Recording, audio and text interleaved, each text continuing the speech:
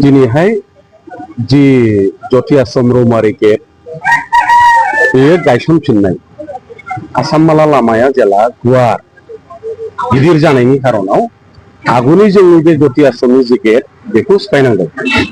दा बेवहाय गभर्नमेन्टनिफ्रायबो माखासे बेनि जि कम्पेनसेसन जि डेमेज जानायनि सिफायनायनि बाबदाव 3 लाखनि बारा एसे बारा फैसा मोनदों।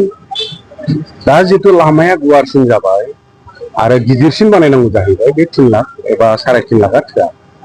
दा बेखायनो बेवहाय रायजो राजानि मोनसे कन्ट्रिबिउसन अबदानजों आरो बिसेस भाबै जोंनि बे आसाममाला प्रजेक्टखौ जाय कन्ट्रेक्टर एबा कम्पानिया मावदों बिथांमोनहा मेजर शेयार होनो थाखाय बेवहाय दान होनो थाखाय राजि जादों आरो बेखायनो जोङो दिनै पुनर बेखौ आरम्भ खालामफिननो हाबाय।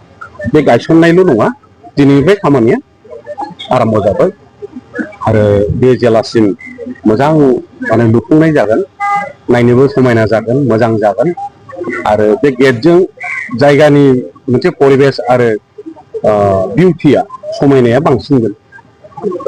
माखासे समनि उनावहाय जोङो जोथोन लानायखौ नुनो मोना। दा जोथोन लानाय नोंथाङा रायजो बेवहाय ज्योति आश्रमनि जोंनि जि कमिटि दङ खोब गोख्रों आरो बिराद एक्टिभ बे थाखाबाय, बारा गोजान जिहेथु नङा।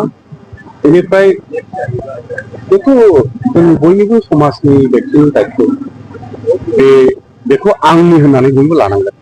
बे रायजोनि सोरनिबा नङा, आंनि होननानै जेलासिम जोङो बे गेटनिल' खोथा नङा, गासिबो जोंनि राजुवा सम्पतिखौ गावनि जेलासिम जों साननो हाया।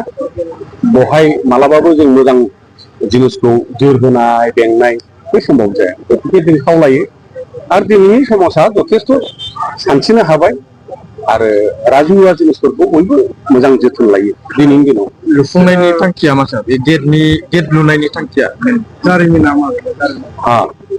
बियो दिनैनिफ्राय 100 बोसोरनि सिगां जि ज्योति आश्रम, बुंनो थाङोब्ला बे आश्रम बा मन्दिर जोंनि ओनसोलावबो बेनो फुरानासो। दा गथिखे बे आश्रमाव बे लामायानो जितु मेन डाइरेक्सन बेनो लाङो। बेखायनो बेनिफ्राय मोनसे आश्रमनि जोंनि जि बिनि जि महत्व, बिनि जि गुन एबा बिनि जि माने बिनि प्रति जोंनि जि मोनसे सिबिनाय एबा श्रद्धा बेबो मोनसे आरो बिथिं थाङोबा जोंहा ज्योति आश्रमखौ मोनो। बे मोनसे डाइरेक्सन माने खोन्थानायबो जायो आरो बे एकदमबारे प्राचिन बिराद पुरानि बे मोनसे जोंनि आश्रम। बेखायनो बेनि मुङाव बेवहाय गेट थानाया जोबोद मोजां बाथ्रा।